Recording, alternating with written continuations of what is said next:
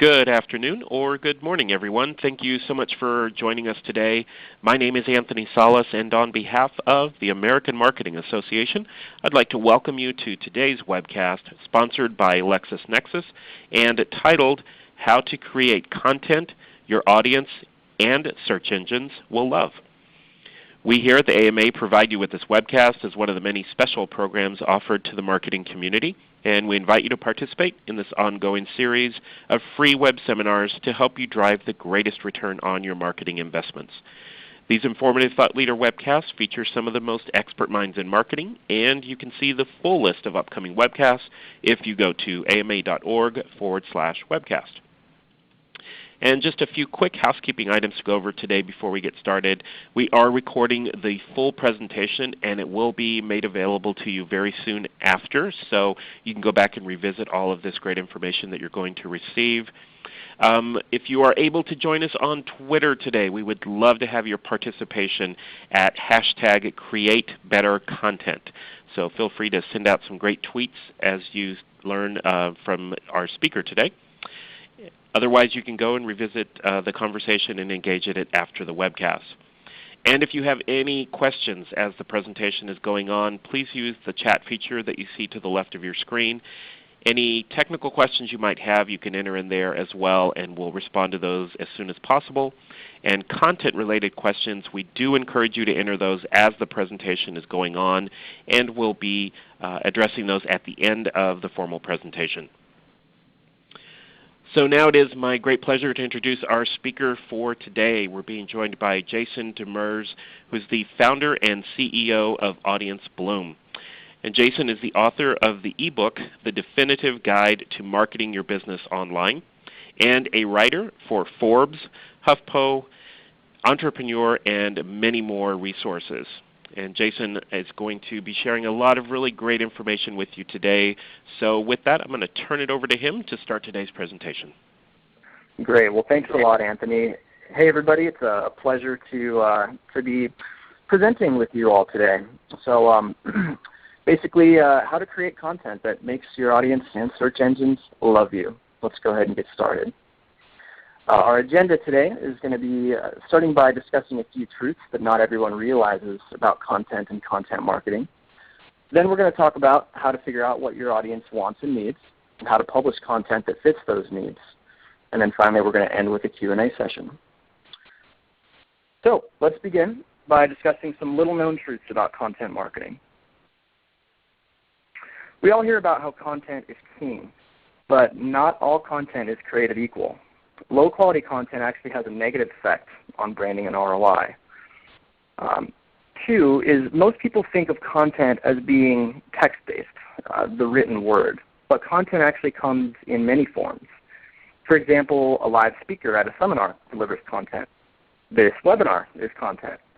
Podcasts, videos, images, and infographics are all content too. Number three is that not everyone creates their own content. So sometimes you can outsource your content creation to your audience or to contractors. We'll discuss that a little bit more. And then four is that content marketing is a huge buzzword lately. We all know that, and that's why we're all here.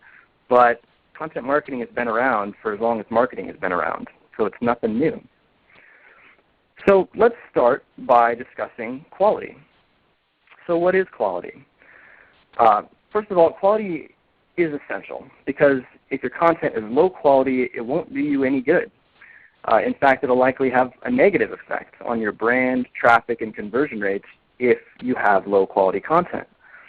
And this is actually the number one most common mistake that I see business owners make, is they think that they're doing a content strategy, but in reality, they're really doing more like a negative content strategy because their content sucks.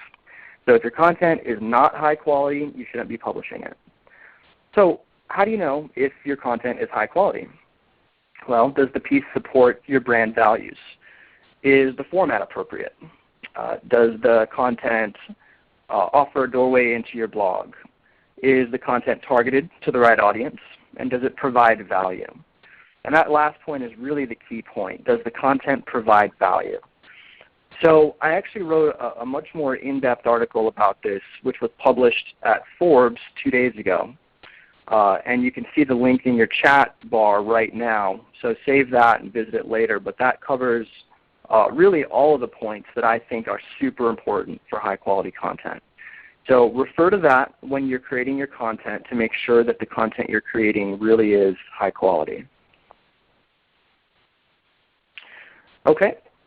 So the second truth about content marketing is that content comes in many forms, not just text. So let's cover a few best practices and ideas for content creation in multiple forms. First of all, like I said, invest in quality over quantity. Second, you're going to want to define your ideal persona. And then what that means is, who is your target audience? What are they like? Are they male? Are they female? What's their age demographic? What's their income? Think about these things when you're producing content, and start with that before you publish content. You need to understand your ideal persona. Look at product trends in your niche or industry. When you publish content, use high-quality images. Images are actually very important for search engines, which, as you know, are super important for getting organic search traffic. Keep a list of industry statistics and research. And if you can find that publicly available, great. But if you can create primary data or research from your own audience, that's even better. Think about responding to a controversial article or video in your industry, giving your own unique perspective, analysis, or expertise or opinion. Ask your readers to submit a story. Reader or audience-generated content is fantastic, and many brands successfully use user or reader-generated content. Talk to key figures in your industry. Everybody, I should say, loves to see quotes from industry leaders or figureheads. See if you can reach out to influencers in your industry and get their take on something and publish your unique perspective from those influencers. Think about creating an infographic about what's hot in your industry right now. And a little bit later we'll get into how to figure out what's hot in your industry. Ask a question to people across your field and get many people in your field to respond to that one question, and then publish that kind of compilation of responses as an article. Write a post inspired by a comment that was left on your blog. If the comment was controversial, that's even better. Always keep a notepad to jot down content ideas when they come to you. This is it's a very simple but valuable kind of tactic. Personally, I just like to use my iPhone. So when I get a good idea, I'll write it down in my notepad in my iPhone. If you work at a desk and have a pen and paper, that's fine too. But when you have ideas, don't let them slip away. What I find is that the best ideas are the ones that come to me when I'm not even trying to think about content ideas. And then those are the ones that really hit. Think about compiling a top 10 resource list for your niche. I've seen many companies do this with huge success. Basically creating curated content and publishing it on your website is a fantastic way to take content that's already been written but add more value to it. Learn about user-focused content strategies, which I discussed a little earlier. Find relevant subtopics that your visitors will want to read about. And I'll discuss here in just a few minutes how to find those relevant subtopics. And then finally, relate a popular movie to your specific industry. You can do this with music too. Basically, any existing popular content that you think you could relate to your industry, give it a try. Try to tie it in, and you'll get a lot more popularity with that content. So you have an idea for what kind of content to create, but how do you actually create it? Well, let's take a look at some of my favorite tools that you can use for content ideas and creation. So Ubersuggest, which is easily findable at ubersuggest.org, is a keyword tool that will take one keyword and give you a bunch more ideas. And it's based off of Google's autocomplete functionality. So when you type something into a search bar in Google, and you know how it kind of recommends what you should, how it will finish your query. What this tool does is it takes as many of those kind of autocompletes as it can, and it compiles them into one list for you. So it's fantastic for taking one idea and just getting a bunch more from it. Google offers a few great tools for content creation. The Keyword Planner, Google Trends, and Google Webmaster tools are all excellent sources of content ideas. So Keyword Planner, I don't have a URL handy for you, but if you go to Google and just type Keyword Planner, it'll be the top result. But Google Keyword Planner is their official keyword tool. And it's generally used by AdWords or pay-per-click professionals, but you can use it for getting ideas for content creation too. So what you do is you type in a keyword, and you're going to get up to 800 more that are related to it. And these are based off of real searches that people are typing in Google. Google Webmaster Tools is actually, I'm going to cover Google Trends, is another great tool, which I highly recommend you check out. It's going to give you years of search volume history for any given keyword, along with related keywords. So it's good for checking the popularity trends of certain topics, niches, or keywords, finding trending topics that will be popular with your audience. So in the screenshot example here, you can see that I searched for dog food. So Google gave me data on that since about 2005 and through now. So you can see that people are typing dog food slightly more in Google than they were in 2005. Who knows the reasons for that? Maybe people are buying more dogs, or maybe people are just using the internet more to buy dog food. But either way, you can see that it's climbing in popularity. If you look at the lower screenshot, you can see that Google Trends also suggests some related keywords that people are searching for, and kind of how popular those searches are. So you can see that best dog food is a very popular keyword right now. Blue dog food, which I'm not sure what that would be, but maybe that's a brand or something. And a lot of people are looking at dog food reviews.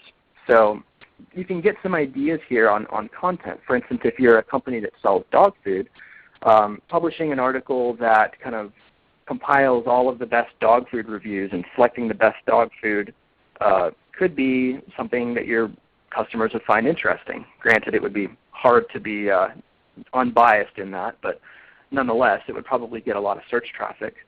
You can see people are searching for puppy food, so an article specifically related to what puppies should eat could be a popular topic. People are interested in natural dog food. You can kind of go into what that is. And then maybe an article that covers the dog food recall or recalls that have happened. So anyway, these are some examples of ideas that you can get from Google Trends. Fantastic tool. So the final Google tool that I wanted to talk about was Google Webmaster Tools. In fact, anybody with a website should really have this set up. It's for much more than just keywords or content ideas. But for content creation purposes, its search queries page gives you a list of all the search queries for which you're currently showing up in Google search results, how often you're showing up, how highly you're ranking for that search query, and what the click-through rate is. So how often, what percentage of people actually click on your result. So you can use it to get ideas of what Google thinks you're already pretty relevant for and beef up or improve those ranking pages. You can also use it to find ideas for what your audience is searching for in Google and create content that perfectly solves their problem or need. So in this screenshot, you can see a real example from my own website, audiencebloom.com. You can see the keywords that people are searching for which the website actually appeared in a search result. You can see the number of impressions. That's the number of times that audiencebloom.com appeared in a search result for that query. You can see the number of people that actually clicked it. You can see the CTR, which is the percentage of people that saw it and clicked it.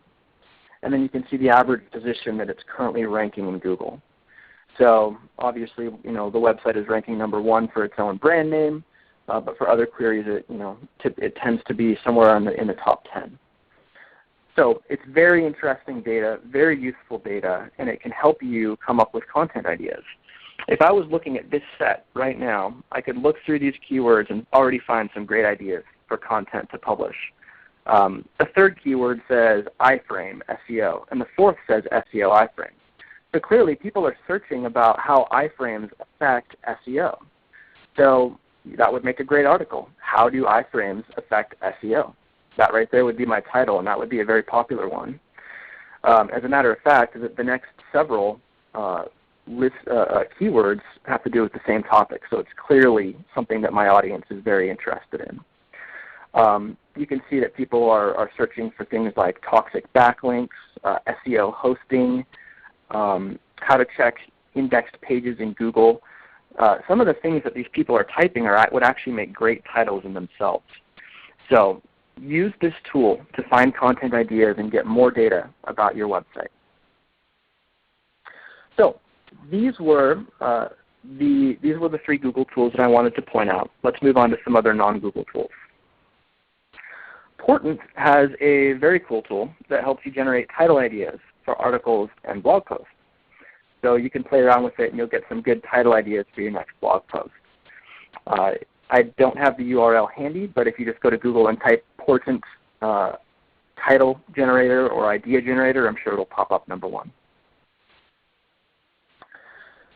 So, of course, primary or original data and analysis always makes for quality, valuable content. So try conducting a poll or industry research that's going to give you original data that you could publish along with analysis. Some examples of research that you could do include compiling a comprehensive list of industry statistics and research. You could publish a top 10 resource list for your niche. You could try to predict trends in your niche or industry. And by the way, that is an extremely popular kind of thing that you can do for content. Last year I published a series of articles on Forbes that were called the top 7 trends that will happen or that will dominate 2014. And I published these at the end of 2013. So for instance, one of the article titles was top 7 social media trends that will dominate 2014. And that article went viral, and it actually has over 600,000 views now.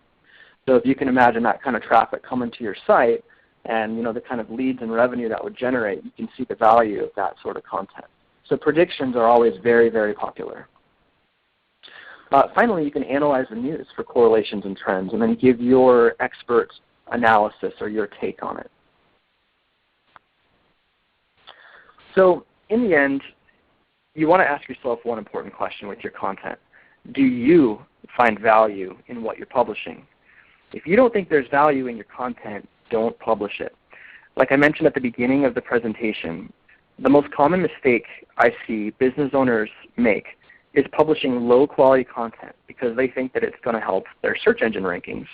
And they really ignore how that content looks to a person, to a human. They just think about the search engines. So not only are they wrong about that content helping their search engine rankings, but even if they were right, nobody would convert once they got to the website anyway if the content is low quality.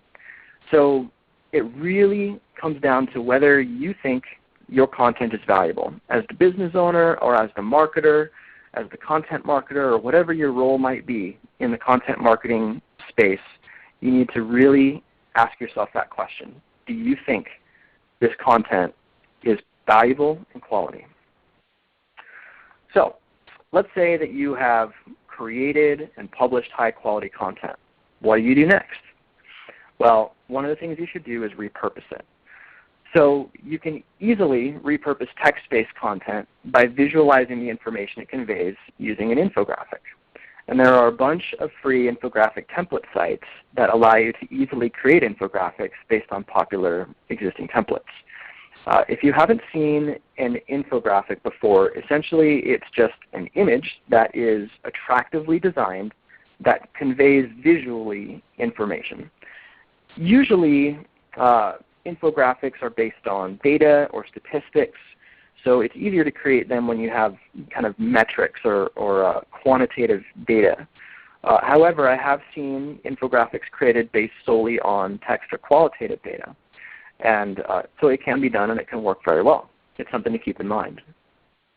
Another example of repurposing is actually an ebook that I'll be publishing shortly at my company website, audienceplume.com, which is titled The Definitive Guide to Social Media Marketing. It's compiled of my best previously published articles on social media marketing, which I've previously published across publishers like Entrepreneur.com, Forbes, Huffington Post, Inc., and the like. I simply compiled them all into an ebook, which puts them all in one place and provides great value for my audience and my readers. So I'll be publishing that within the next week or so.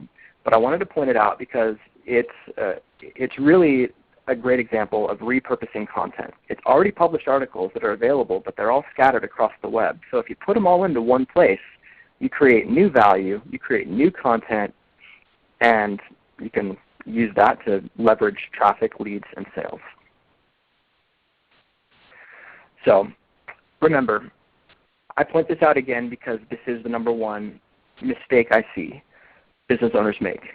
So I can't say it enough. But in the end, the true test of quality is you. If you don't think your content is awesome, don't publish it. So that was my presentation. If there's anything else you can think of that I missed that you found super helpful or valuable in your content strategy, I'd love to know it. Please submit a question, and what we can do is go ahead and move on to the Q&A, and we'll get started with questions. I really appreciate it, you guys.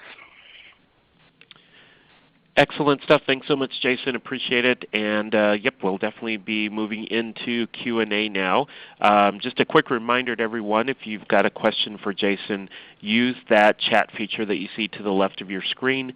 Enter your question there, and we're going to get to as many as time allows here. So with that, I'm going to go ahead and move to our first question here.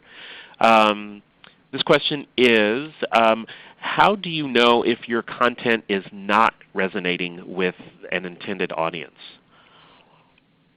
It's a good question. You know, I would look at metrics like social media, look at the number of shares that it's getting, look at the number of comments that it's getting, and then just look at the view count. I would kind of take those 3 quantitative metrics and use that, compare that to the rest of your content and say, is this below, average, or above what I'm used to seeing? You could also run a poll and ask your audience. If you have a newsletter, you could say, you know, was this valuable for you? If not, what would you like to see? Being engaging and interactive with your audience is a great way to humanize your brand and really find content that really does resonate with your audience. Excellent. Thanks so much there. You know, I'm going to ask if we can go back just a bit because we're getting a lot of audience questions regarding the various sites that you mentioned, and I know we started with ubersuggest.org. So if we can maybe just kind of re-mention that and the various Google items, locations that you went over, just so everyone can jot those down again. So do you mind kind of reviewing those? I think I'm going to move back here. I think the first one was here on ubersuggest.org on this slide. Sure. So yeah, ubersuggest.org is fantastic. The 3 Google tools are called Trends, Keyword Planner, and Webmaster Tools. And I think that was on this very next slide here. Yep, perfect.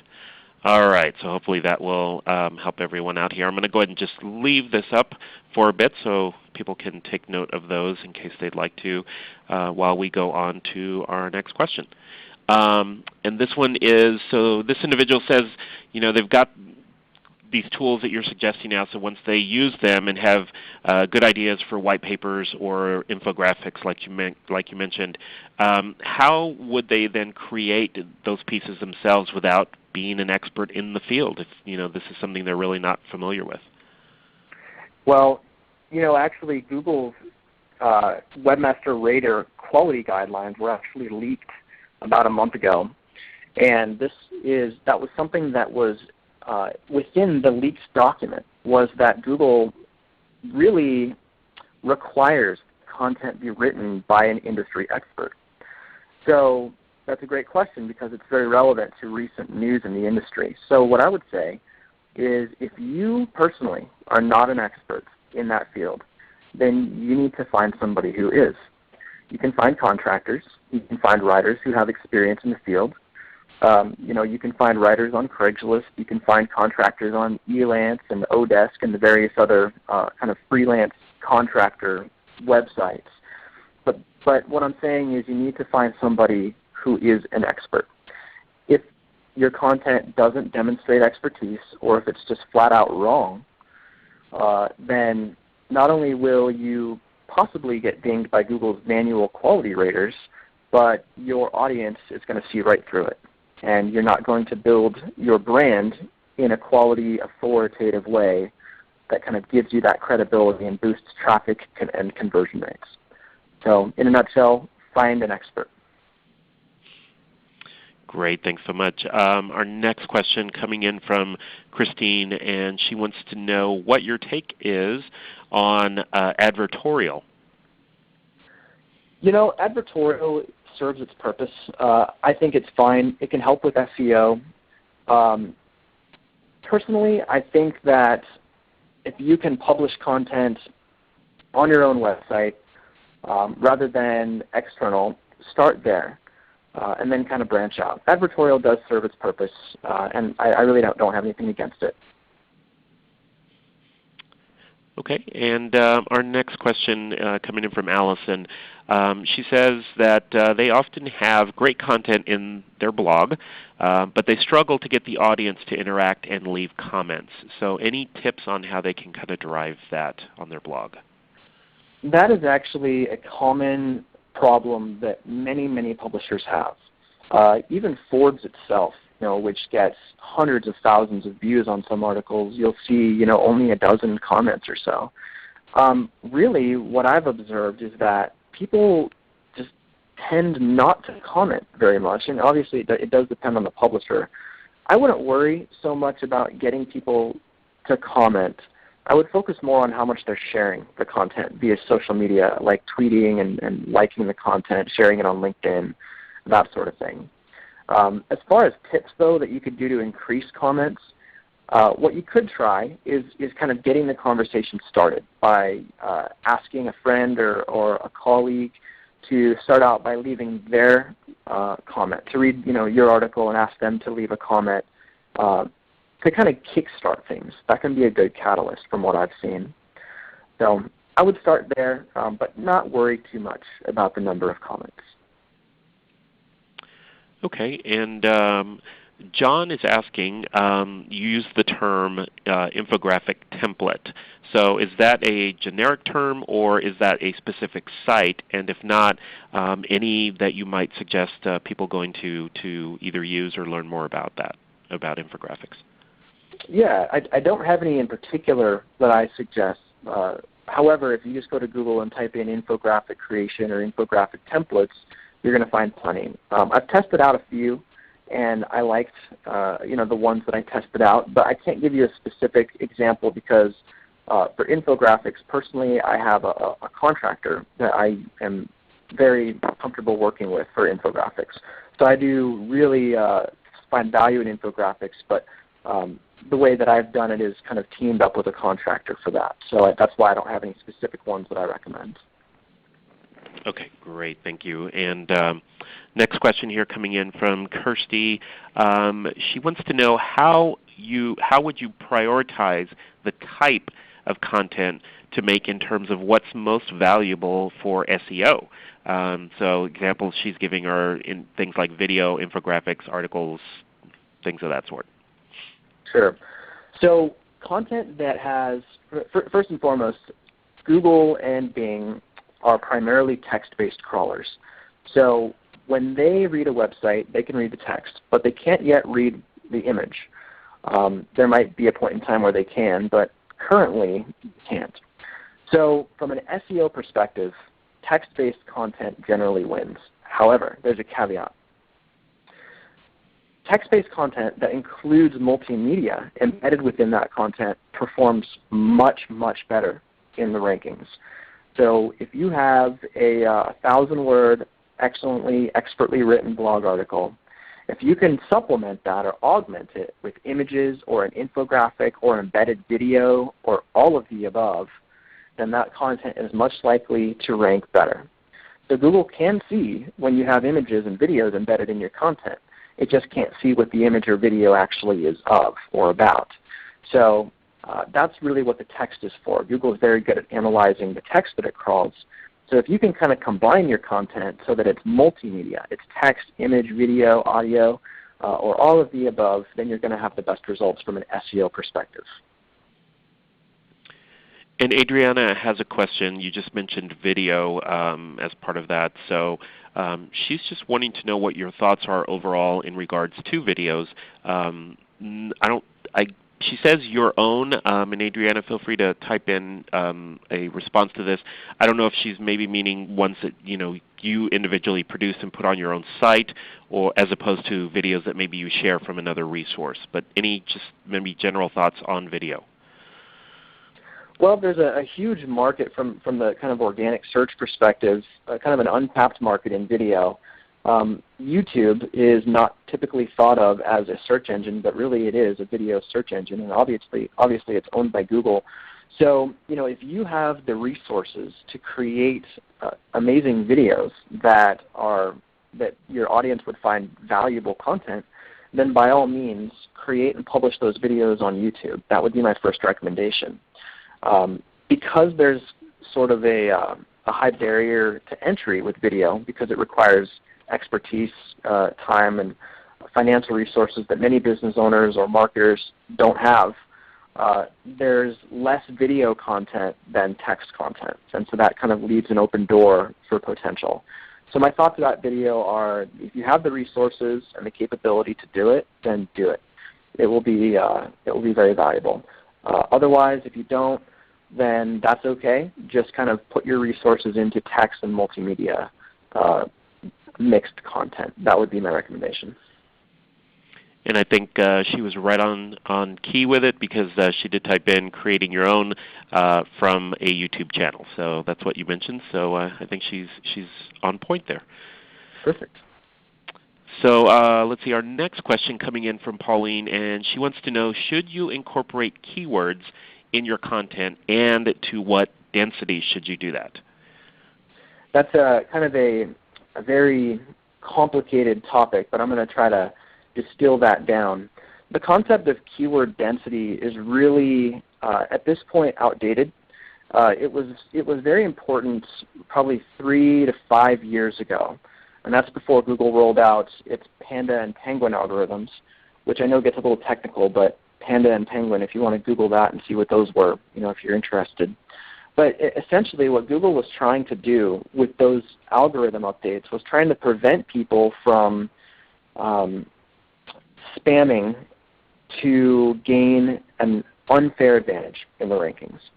So one thing that people used to do was they would put 50 or 100 instances of their keyword in the content, and thus creating a high content density. So if the content was 1,000 words, but 50 of the words were their keyword, then their content density was, what is that, 5%. So that's an example of where that term kind of came into play. People saw a correlation between higher rankings and including keywords more often in their content. However, nowadays that's not the case. As a matter of fact, if you have content or keyword density that Google deems too high, it's not going to rank your content at all, because it's going to deem it to be spammy or manipulative and just generally unnatural, because it's not natural to have that many instances of a keyword within content. So you ask, what is a proper keyword density? I would say don't think of that. Don't think of it that way. Instead, focus on these things. If you have a keyword that you're targeting for a piece of content, just be sure that you include that in the title of that content. Be sure it's included at least once in the body of the content, and we're talking about text here. And be sure to include it within the H1 tag of that content. H1 is HTML code for the main header. So write those things down if you're interested in this question. It's the title tag, the H1 tag, and somewhere at least once in the body of the article. Beyond that, don't worry about keywords and keyword density. Those are really the only things that matter now. Beyond that, what you really should worry about are, does this content read naturally? does it provide value for a human reader? And if you satisfy those things, then from an SEO perspective, you're going to be just fine. Great stuff. Thanks so much, Jason. Appreciate it.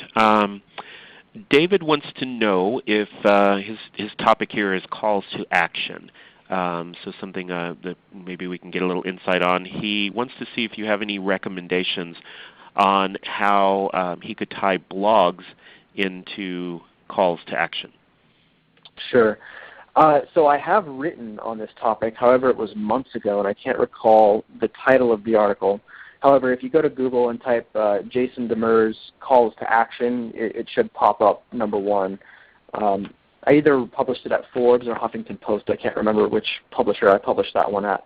But that has really more in-depth ideas of mine about calls to action. But just to give you some tidbits here and now, one thing that I've found that works very well is to not focus on making the content salesy or promotional, but rather just making it authoritative, credible, and value-adding. At the end, after the article is complete, you can put a button or a link that says, if you're interested in learning more or interested in speaking with me about this further on this topic, feel free to contact me. Don't make it a hard call to action or a hard sell. Just kind of make it a suggestion or an option for the reader. People don't like to feel bullied or pushed, and I think that the days of that sort of marketing are really numbered, and they're already kind of waning. So I prefer to take more of a suggestion approach, or an option, and really just kind of leave it up to the reader to decide how they'd like to move forward. And you got to love the internet. I was able to find your article. It is on HuffPost, and so I'm going to enter it into the chat area there. So David, hopefully you can click on that and get some more great information there, and everyone else feel free to do so as well. So again, yay internet. All right, our next question here. This is from Fahim, and I think kind of looking more just to kind of see what your thoughts are on what they are planning here. So it looks like it says that they are planning to syndicate some third-party content on their website.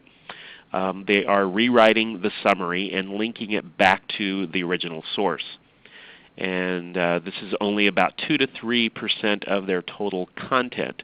So the question is, based on what I just described there, what do you think about it from an SEO perspective? I would advise against it. From an SEO perspective, any duplicate content, which means content that you take from another source and publish it on your own website, is really a no-no in Google's eyes. And there's nothing good about that from Google's perspective. So you have a couple options. If you really want to do that and you really think it's going to add value for your readers, then make sure that you add a no index tag to that page. Make sure that you're telling Google, we don't want you to index this page. So you can do that by adding a simple meta tag within the HTML code of the page that's a no index tag. That would be my recommendation if you're going to do it. But otherwise, but recall, though, that if you tell Google not to index that page, you're going to see absolutely no SEO benefit from that page. So from an SEO perspective, it's useless. It's really more about whether you think your readers will actually find value from it. All right, great, thanks. Our next question here. Mary says that they need to utilize their in-house resources for content creation, so they can't really contract out to an expert. So you had mentioned kind of research in that regard. If she finds enough credible information on a topic, can she possibly write her own content?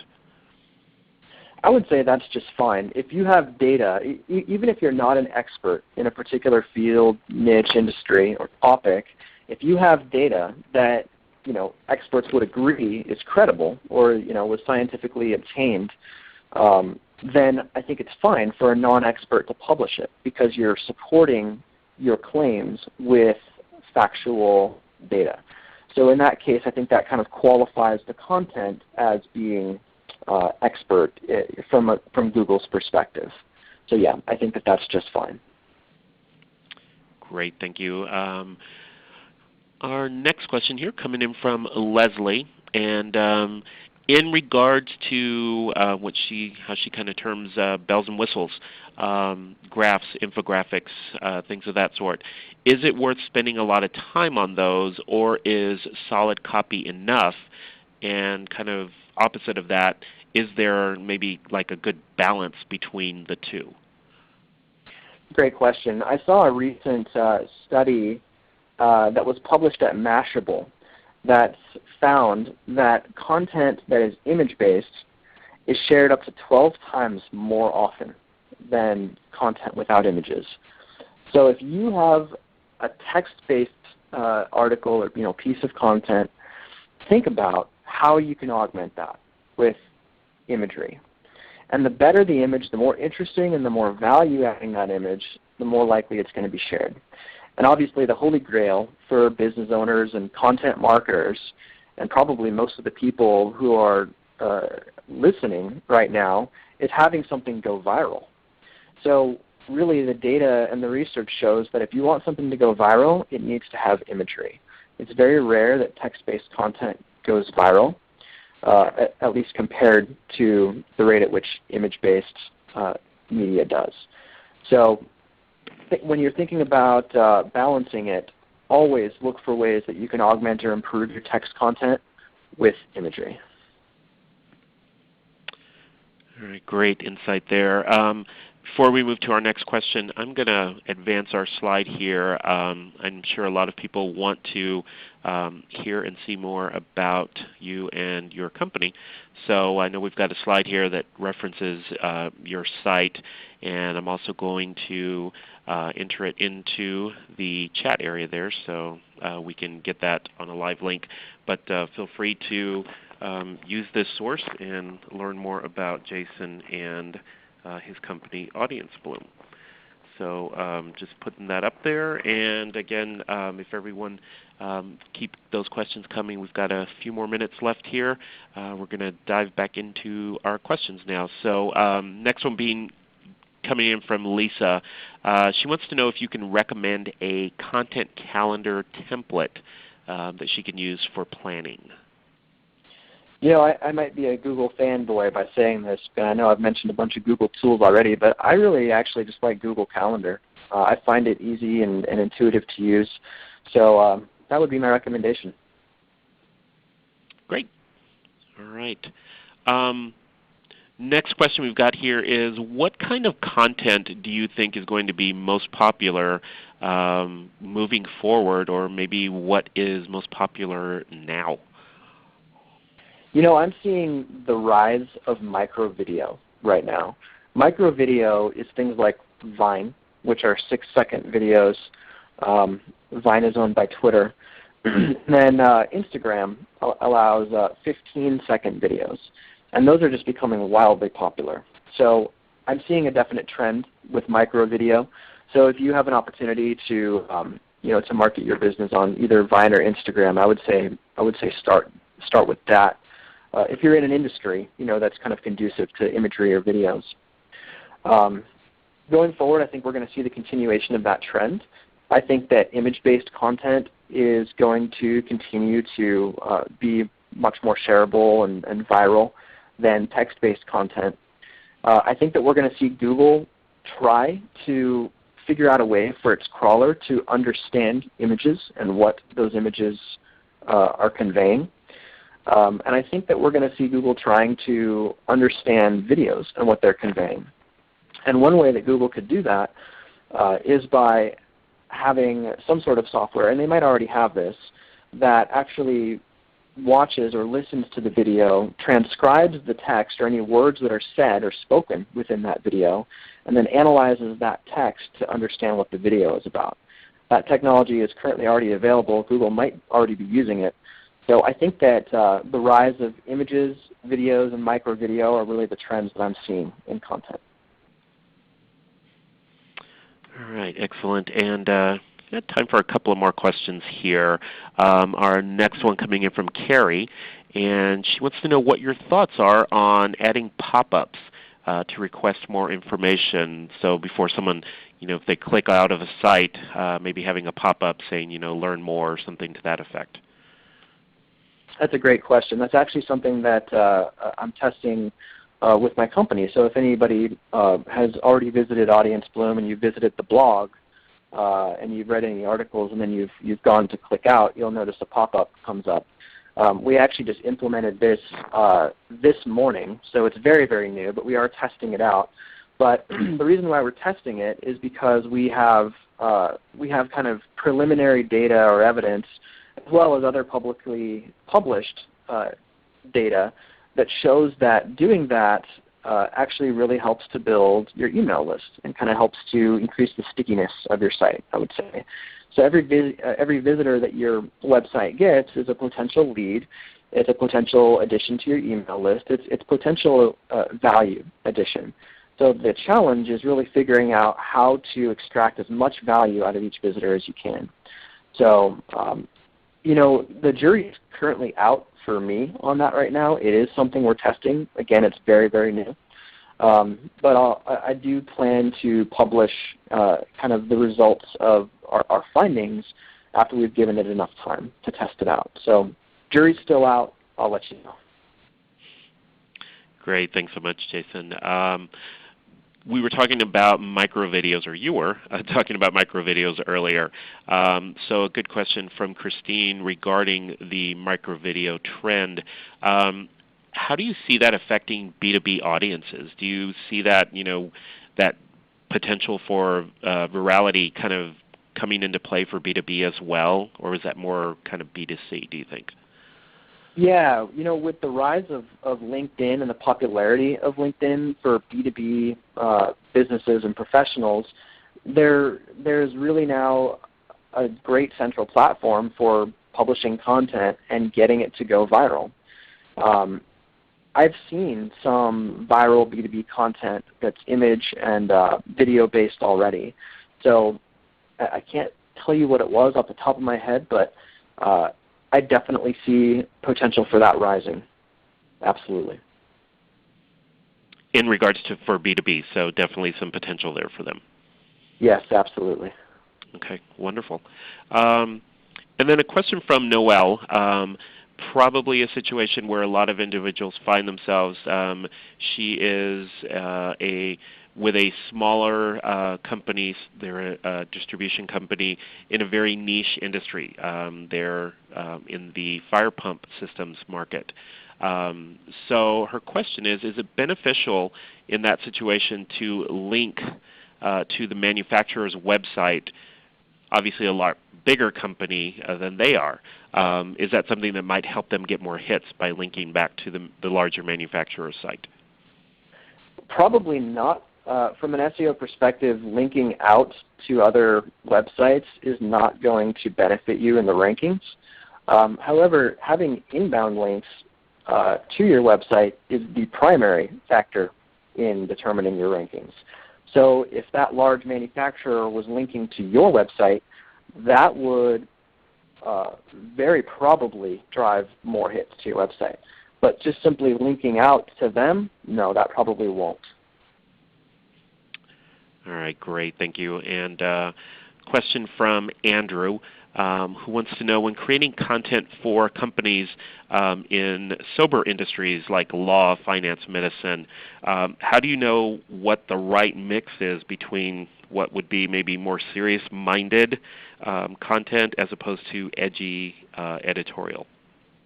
That's a great question. I can't say I have much experience in that, considering my business personally is a B2B agency. So what I would say is that you're probably, as this kind of the industry expert, more so than I am, you're going to have a better feel for what's going to be acceptable in your industry. And that's probably about the best advice I could give on that. Okay. A couple of individuals have asked this question kind of in different ways, but since we kind of talked a lot about the various options within Google, how does Google define what would be an industry expert? Do you know anything that you can share about that? Yeah, one way that Google is kind of trying to figure this out is through what people in the SEO industry call author rank. And author rank essentially is just the idea that an author who publishes great content consistently across high authority, credible publishers is more likely to have their content rank higher in search engines, no matter where they publish. And that's because Google kind of gets to know this author. They start to trust this author. So the way that you can start building your author rank is by signing up for Google Authorship. So that's through Authorship is a program through Google+. And in order to sign up for it, you just need to have a Google account. You can find it by just simply Googling Google Authorship, and you should be taken right to the page. But basically sign up using your Google account and connect, within your Google Plus account, connect the publishers or tell Google what publishers you write for. And even if it's just your own company website right now, that's okay. You can tell them that you write for your website. And then whenever you publish an article, Google is going to understand who you are and that you wrote that article. And as you publish more and more content over time, Google's going to start to trust you more. Google's going to start to supposedly rank your content higher in search engines because they see that you're more credible, you're more of an expert in this niche or topic, and they're going to give your content higher visibility, their search results. So it really just starts with setting up a Google account and then signing up for Google Authorship and then publishing lots of good content across lots of great publishers. Excellent insight there. Thanks, Jason. And unfortunately, it looks like that takes us to the end of our time. And my goodness, we could have kept going with more questions. So I think you've really got people thinking and excited about content. So on behalf of the audience, really want to thank you for being here with us today. Absolutely. It was my pleasure, and really appreciate the opportunity to present. Very good. Thanks, Jason. And as I mentioned earlier, our sponsor today is LexisNexis. And going to close out here with a poll question and ask everyone to respond to. LexisNexis has a lot of great information as well about content. So if you'd like to learn more about making great content with LexisNexis, you can have the option of having them contact you here. So if you'll take a moment and respond to that poll, that would be great. The other option is, and I'm putting this into the chat area, is to go ahead and have them, or you can go to the site that you see in the chat area, and that's lexisnexis.com/AMA. So in closing today, I do want to thank LexisNexis for sponsoring this webcast, as well as ReadyTalk for providing the platform that we used. And if you'd like to learn more about ReadyTalk and their services, you can go to readytalk.com/AMA. And of course, I want to thank you, the audience, for sharing an hour from your busy day with us. We certainly hope you found this information helpful, and we look forward to seeing you again very soon on another AMA Thought Leader webcast. That does end our presentation for today. Thanks again for joining, everyone. Have a great rest of your day.